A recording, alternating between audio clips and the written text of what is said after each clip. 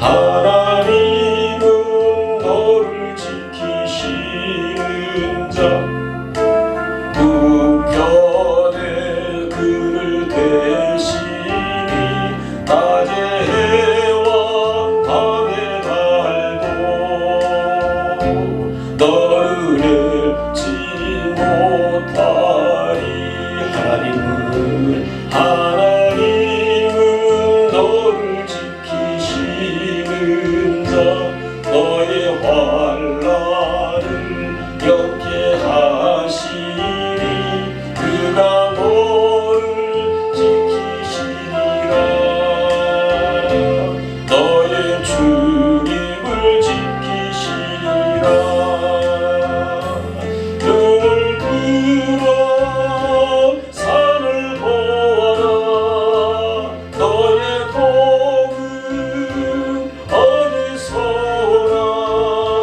천지 지으신 너를 만드신 여호와께로다.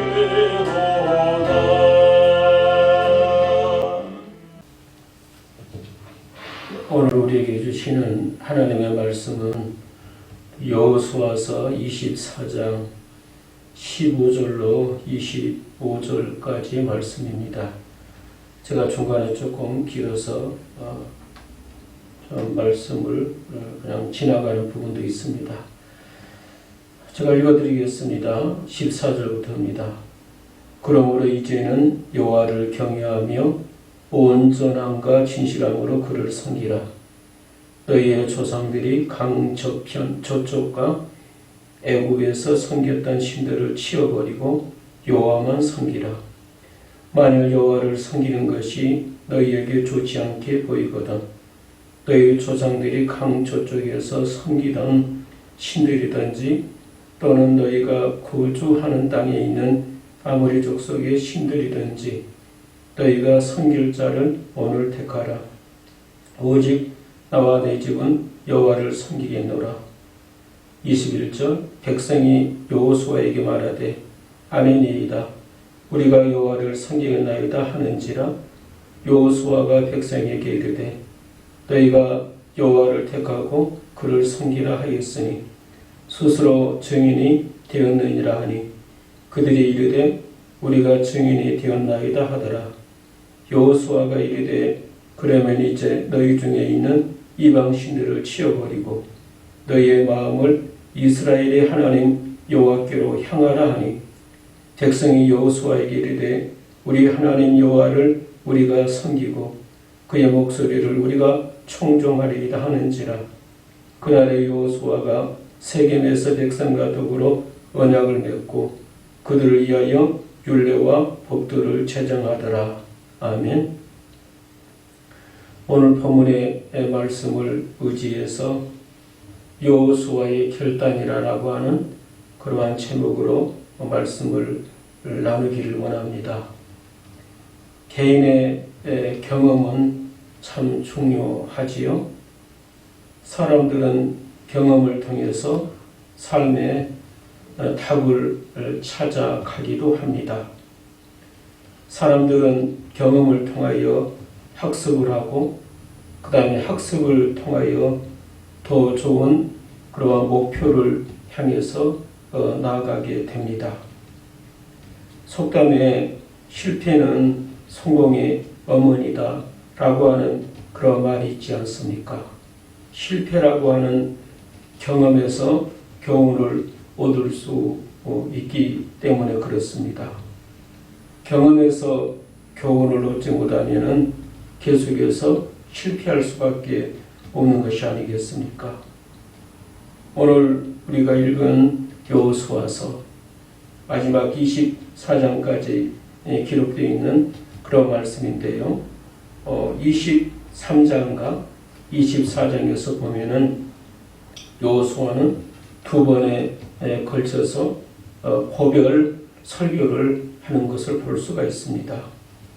23장에서는 대상자들이 장로들과 그 다음에 수령들과 또 재판장들과 관리들을 불러 모아다가 고별 설교를 하고 있고요. 그 다음에 24장에서는 이스라엘 백성들에게 여호수아가 마지막 유언의 메시지를 전하는 것을 볼 수가 있습니다. 오늘 우리는 여호수아서 24장에서 보고 있는데요. 24장의 내용을 보면은 하나님께서 이렇게 이스라엘 백성들에게 베풀어 주셨던, 그러니까 하나님께서 아브라함 때부터 그다음에 또 이렇게 모세를 통해서 그리고 지금 가나안 땅에 이렇게 들어와 있는 이들에게 주셨던 그러한 내용들을 회고하는 그러한 모습을 우리가 볼 수가 있습니다. 2절로 4절까지 말씀을 보면 아브라함으로부터 시작해서 야곱에게까지 그리고 애굽으로 이주한 그러한 이야기들을 하면서 하나님의 일하심을 돌이켜보고 있고요. 5절로 7절의 말씀을 보면은 모세를 통해서 하나님께서 애굽에서 이스라엘 백성들을 인도에 내셨던 그 하나님의 이끄심에 대해서 회상을 하고 있을 뿐만이 아니라 8절로 13절에서는 가나안 정복 시대에 하나님이 약속하신 것을 신실히 지켜주셔가지고 승리하게 하셨던 그 하나님의 일하심을 이렇게 돌이켜보는 그러한 내용을 담고 있음을 볼 수가 있습니다. 족장 시대부터 가나안 정복 시대까지 이스라엘의 역사를 이렇게 뒤돌아보았을 때 고백할 수 있는 단 한마디의 고백이라고 하면은 모든 것들은 전적인 하나님의 은혜였다라고 말할 수 있을 것입니다. 하나님이 아브라함을 믿음의 조상으로 선택해 주지 아니했더라면 하나님이 출애굽의 기적을 베풀어 주지 아니했더라면 또 하나님이 가나안 땅을 정복하게 해주지 아니했더라면 지금의 이스라엘의 백성은 과연 어땠을까요? 그 모든 것들이 다 하나님의 은혜였음을 아마 저희들도 공감하지만은 이 여호수아의 이 말씀을 듣는 그러한 이스라엘 백성들이 공감하지 아니했겠습니까? 모세도 하나님이 이스라엘 백성들에게 베풀어 주신 은혜를 이렇게 회상하는 그러한 내용들이 나오고요. 이스라엘의 두 번째 왕이었던 다윗 왕도 시편을 우리가 읽어보면 하나님이 자기 자신에게 베풀어 주셨던 그 엄청난 은혜들을 회고하고 있는 그러한 내용을 볼 수가 있습니다. 하나님의 사람 사도 바울도 고린도전서 15장 10절에서 나의 나 된 것이 하나님의 은혜다 라는 그러한 고백을 하고 있지 않습니까? 하나님의 사람들은 언제나 하나님의 은혜를 돌아보며 살아야 될 줄로 믿습니다. 그래야 하나님의 은혜를 돌이켜보고 또 돌이켜보아야 지금 우리가 서 있는 이 자리가 그냥 된 것이 아니고 이것 또한 하나님의 은혜임을 우리가 알 수 있기 때문에 그렇습니다. 여호수아는 가나안 땅에 정착한 이스라엘 백성들의 미래를 내다보면서 저들의 내일을 내다보면서 참 염려와 걱정이 아마 많이 있었던 것 같습니다. 이날에는 이제 가나안 땅에 정착해서 살고 있는 이 가나안 땅에는 가나안 7족속 그리고 원주민들이 오랫동안 살고 있는 곳이 아니겠습니까? 이 사람들은 하나님을 알지 못하는 그러한 이방 그러한 사람들이기 때문에 이스라엘 백성들이 이곳 가나안 땅에 이제 집 짓고 정착하고 농사 짓고 그렇게 살 때 이방 종교, 이방 문화에 빠지게 될 것이라고 하는 그러한 염려가 누구에게 있습니까? 여호수아에게 있는 것입니다. 이스라엘 백성들이 이러한 유혹 많은 환경 속에서 과연 하나님을 믿고 하나님을 의지하고 하나님을 찬양하는 그러한 삶을 살아갈 수 있을 것인가. 그래서 여호수아는 이스라엘 백성들에게 마지막 결단을 촉구하고 있는 자기의 어떤 삶의 마지막 그러한 때에 이스라엘 백성들에게 하나님의 사람들로 살아가기를 결단하는 내용을 볼 수가 있습니다. 오늘 우리가 읽은 24장 15절의 말씀 가운데 보니까 이렇게 기록되어 있어요. 만일 여호와를 섬기는 것이 너희에게 좋지 않게 보이거든 너희 조상들이 강조 쪽에서 섬기던 신들이든지 또는 너희가 거주하는 땅에 있는 아모리 족속의 신들이든지 너희가 섬길 자를 오늘 택하라 그러잖아요. 너희가 섬길 자를 오늘 택하라라고 이렇게 당부하는 여호수아의 모습을 볼 수가 있습니다. 인생은 선택의 연속이 아니겠습니까? 무엇을 선택하느냐 이것이 참 그의 인생을 결정짓는데요. 킹스톤 대학을 우수한 성적으로 졸업한 두 젊은이가 술집을 이렇게 향해서 가고 있습니다. 그런데 가는 그러한 길목에 교회당 앞을 지나가는데 아마 그날 그 교회 예배의 설교의 제목이 거기 게시판에 이렇게 붙어 있었어요. 바른 선택을 하라라고 하는 그날의 목사님의 메시지 제목이었던 것 같습니다.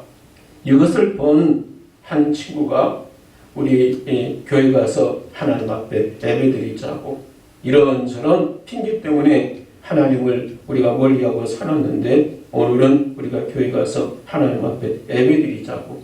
그러니까 또한 친구는 우리 같은 젊은이들에게 종교는 마약과 같은 것이다. 그러면서 자기는 교회가 아닌 술집을 향해서 가자고 이야기를 하는 것입니다. 교회당 앞에서 술집으로 갈 것인가 아니면은 교회로 갈 것인가 옥신각신하다가 서로 이렇게 다른 길을 가게 됩니다. 한 친구는 하나님의 품으로 돌아갔고 한 친구는 술집으로 이제 발걸음을 옮겼지요. 술집을 선택하게 된 친구는 여자를 잘못 만나게 되고 그리고 마약에 중독되게 되고 또 살인죄를 범하게 되고 그래서 그는 교도소에 수감된 삶을 살게 됩니다. 시간이 지나서 20년 후에 하나님께로 교회로 돌아갔던 그 친구는 미국의 제22대 그리고 또 24대 대통령을 지낸 바로 클리브랜드라고 하는 그러한 사람입니다. 대통령 취임 연설을 지켜본 친구가 감옥에서 이런 고백을 합니다. 저 친구는 하나님께로 갔고 나는 세상을 선택하여 사형수가 되어노라 라는 그러한 말을 했다라고 하는 것입니다. 백악관 그리고 교도소 또 대통령 그리고 살인마 20년 전 두 사람의 선택의 결과가 이렇게 나누어졌던 것입니다. 이렇듯 우리들에게 선택은 중요하다라고 하는 그러한 사실이 아니겠습니까?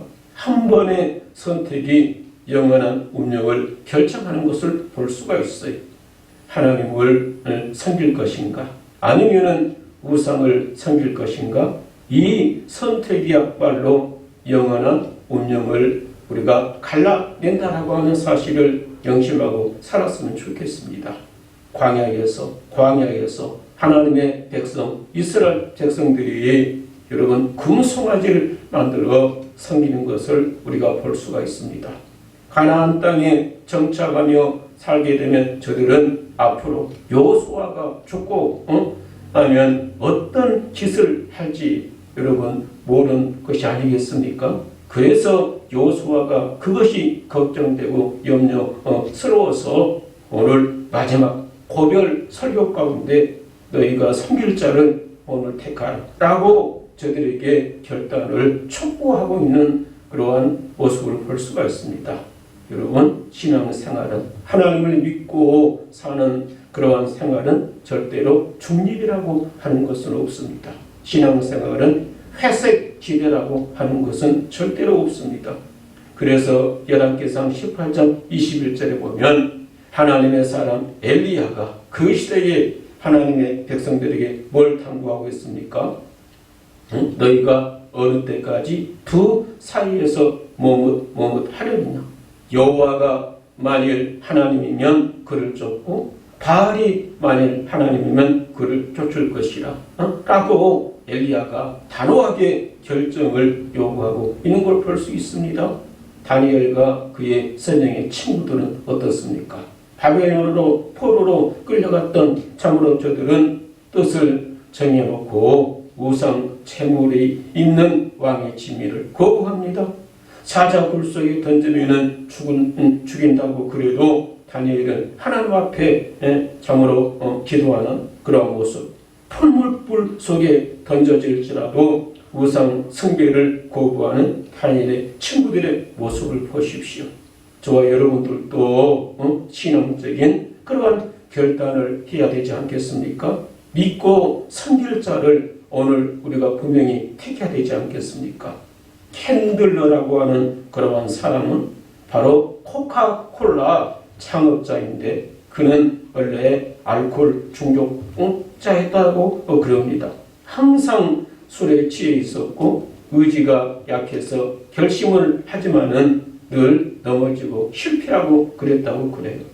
어느 날 술에 취해서 집으로 귀가하는데 도중에 이상하게 마음에 큰 벼락 같은 소리가 들려오더랍니다. 그 소리가 뭐냐면요, 자기의 본능적 욕구를 거절해야 성공할 수 있다. 본능적인 욕구를 거절해야 성공할 수 있다. 라고 하는 그런 어떤 양심의 소리였던 것 같아요. 집으로 돌아와서 아내에게 이야기를 했습니다. 그랬더니 그 아내가 남편에게 하는 소리가 뭐냐면은 당신이 그 소리를 들을 때 나는 당신을 위해서 눈물로 기도하고 있었습니다. 라고 이야기를 하더랍니다. 캔들러는 그때 아내의 손을 잡고 하나님 앞에 기도합니다. 그 순간 신앙의 이제 결단을 하게 됩니다. 하나님을 인생의 주인공으로 고백하는 그러한 의미로서 그러한 기능으로 나는 이제 주님 앞에 주의를 성수하게 되고 그 다음에 하나님 앞에 11조 생활도 내가 철저히 하겠습니다. 라는 그러한 결단을 했다라고 그래요. 그 후에 이 캔들러는 알코올 중독에서 자유함을 얻을 수 있었고요. 마침내 세계적인 그러한 대기업을 이끌 수 있게 됐다라고 하는 이야기가 있습니다. 여러분, 예수 그리스도를 믿고 사는 하나님의 사람들의 삶, 우리들의 삶은 버려야 할 때는 가감하게 우리가 버릴 줄 아는, 미련 없이 떨쳐버릴 것은 떨쳐버리는 용기가 저희들에게 있어야 될 줄 믿습니다. 이 시대를 살아가는 우리들에게 이런 결단이 있어야 하겠습니다. 가감하고도 분별력 있는 그러한 신앙인으로 살아가기를 주님의 이름으로 축원합니다. 뿐만 아니라 15절 말씀 가운데 보면 여호수아가 이스라엘 백성들에게 하는 소리가 뭡니까? 너희가 섬길 자를 오늘 뭐다라 택하라 그랬잖아요. 그러면서 자기 자신에 대해서는 이렇게 고백합니다. 오직 나와 내 집은 누구만을 섬기겠노라? 여호와만 섬기겠노라. 오직 나와 그리고 내 집은 다른 것이 아닌 이방 신을 섬긴 것이 아닌 하나님 아버지만을 섬기겠노라 라는 그러한 신앙 고백을 백성들 앞에서 대중들 앞에서 하는 것을 볼 수가 있습니다. 이스라엘 백성 모두가 하나님께 등을 돌리고 하나님을 떠나고 우상을 섬긴다 할지라도 그러나 나는 오직 나와 내 집안 식구들은 하나님을 섬기겠다라고 선언하는 것을 볼 수가 있어요. 여러분, 신앙생활을 하려고 결단할 때는 우리에게 고독이라고 하는 것이 있음을 우리가 분명히 알아야 할 것입니다. 신앙생활은 주변을 따르고 신앙생활은 다수를 따르는 것이 아니라 신앙생활은 하나님만을 믿고 하나님만을 바라보고 여러분 사는 것이 아니겠습니까? 세상이 다 하나님께로부터 등 돌리고 돌아서는 한이 있다 할지라도 주변이 다 탕자처럼 아버지 품을 떠나가는 한이 있다 할지라도 여러분, 저와 여러분들은 하나님을 바라보고 살아가야 될 줄 믿습니다. 오늘 여호수아는 15절 말씀 가운데서 나와 내 집은 하나님을 섬기겠다라는 그러한 고백을 하면서 내 집은 이런 고백을 우리가 한번 생각해 보시기를 바랍니다. 여호수아는 내 집은 하나님을 섬기겠다. 이 고백 속에 여호수아는 자기 집에 대한 책임감이 얼마나 큰 그러한 사람인가 하는 것도 또 우리가 짐작해 볼 수가 있습니다. 내 집, 하나님께서 내게 주신 내 집, 어찌 보면 하나님이 우리에게 돌보라고 하나님이 우리에게 섬기라고 맡겨주신 그러한 가장 작은 공동체, 이것이 바로 여러분 가정이 아니겠습니까? 바울은 디모데에게 이런 당부를 합니다. 자기 가족을 돌보지 아니하면 믿음을 배반한 자다. 자기 가족을 돌보지 아니하는 자는 불신자보다 더 악한 그러한 사람이라고 이야기하는 걸 볼 수가 있어요. 많은 하나님의 사람들이 자기 가족을 신앙과는 무관하게 그렇게 생각하고 사는 사람들이 있어요. 예수 믿는 부모님들이 자식에게 바라는 것은 세상적으로 훌륭한 사람이 되기를 바라거나 그저 아무 탑 없이 건강하게 살아주기를 바라고 기도하는 그 정도로 그렇게 사는 사람들이 있습니다. 여러분, 이렇게 사는 것은 성경의 주인공 대신 하나님이 바라고 원하는 것은 아니다라고 하는 사실을 알아야 돼요. 여호수아처럼 나와 내 집은 오직 하나님을 섬기겠노라. 그래서 우리 모든 가족 식구들은 여러분 고넬료의 가정처럼 모든 식구들이 모든 자녀들이 그리고 부모님들이 온 식구들이 하나님 안에서 믿음으로 살기를 우리가 소망하고 그렇게 하려고 노력하고 애쓰고 수고해야 될 줄로 믿습니다. 여러분, 그렇게 되려면 우리에게는 두 가지 정도는 분명히 생각해야 할 것입니다.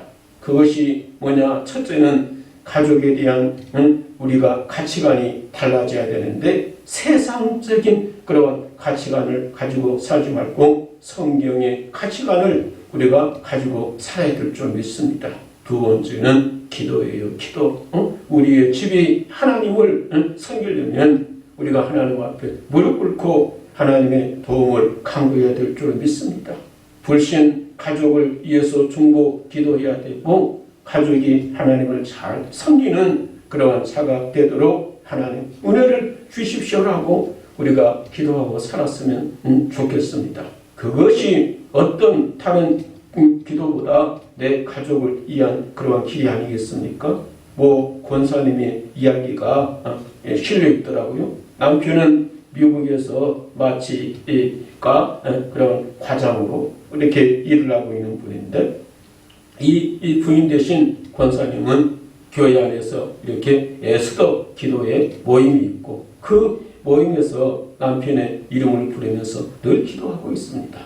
그래도 의사인 남편이 이렇게 주님을 영접하지 않고 또 핍박도 심하고 그래서 한 번은 이제 자기 남편의 구두를 가지고 그 교회 그 기도 모임에 참석을 했더랍니다.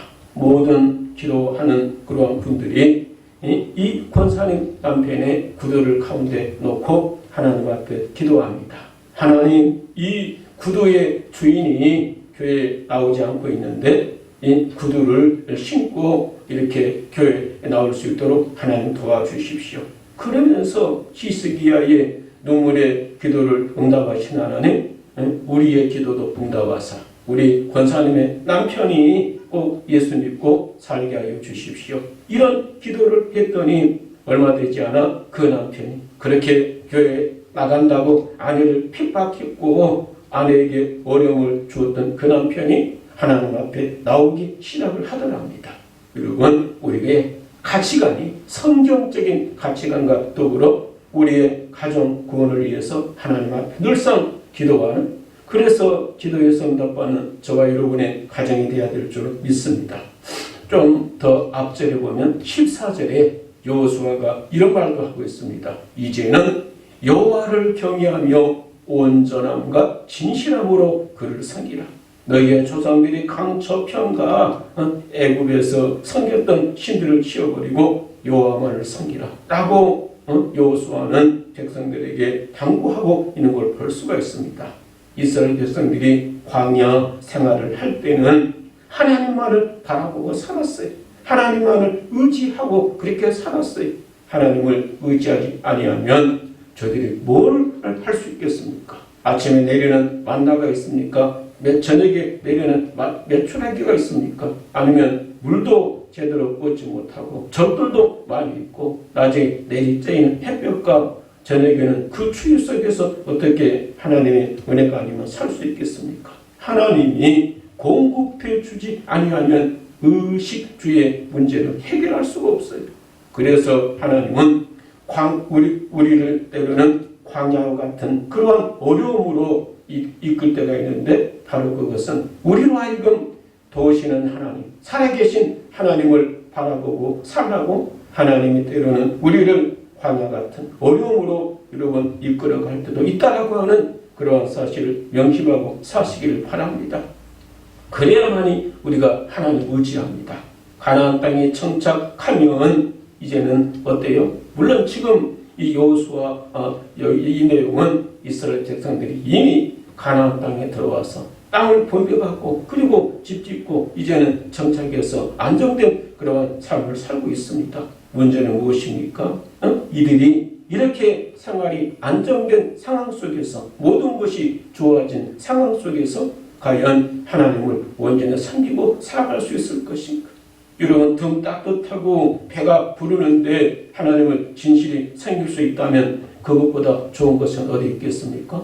우리가 잠언에 보면 아굴이라고 하는 사람이 하나님 앞에 기도하는데 하나님 내가 하나님께 두 가지 것을 구하겠습니다. 그러면서 하나가 무엇이었습니까? 나로 하여금 부하게도 마시고 가난하게도 마시고 그런 기도를 하는 것을 볼 수가 있는데 내가 너무 부하여 하나님을 모른다 할까? 더럽다.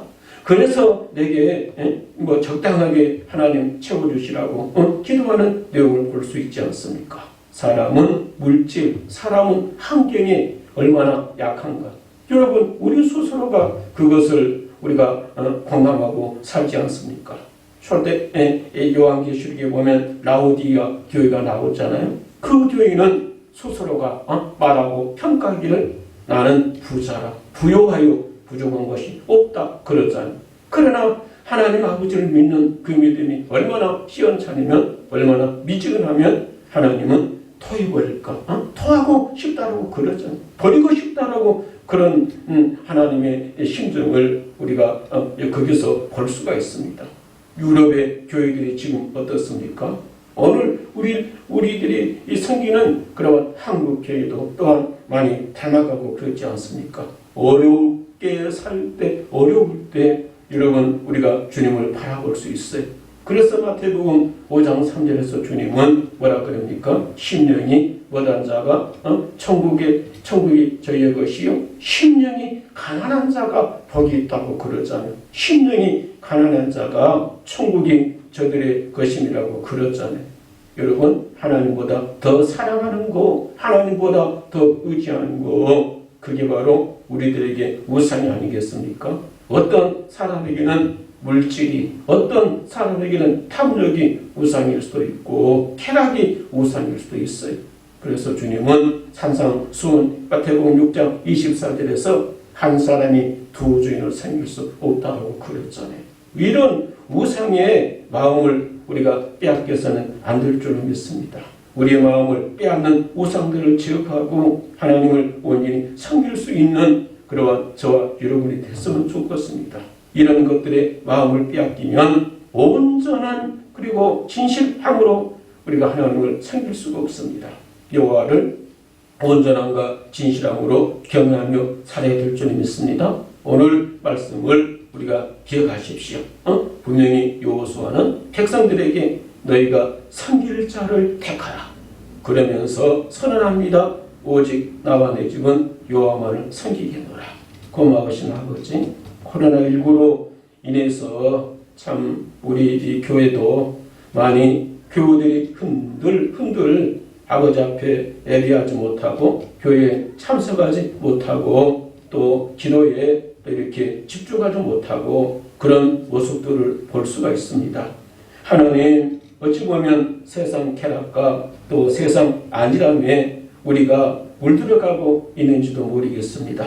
어렵고 힘들 때만 하나님 찾고 의지하는 그런 자가 아니라 또 이렇게 모든 삶이 평범하고 등 따뜻하고 배가 부르는 참으로 이런 축복 속에서 더더욱 하나님 찾고 의지하는, 그리고 나와 내 가정을 믿음 안에서 잘 살아갈 수 있도록 우리가 번뇌되며 주님 결단하는 저희들 되게 하여 주시옵소서. 예수님의 이름으로 기도드리옵나이다. 아멘. 지금은 우리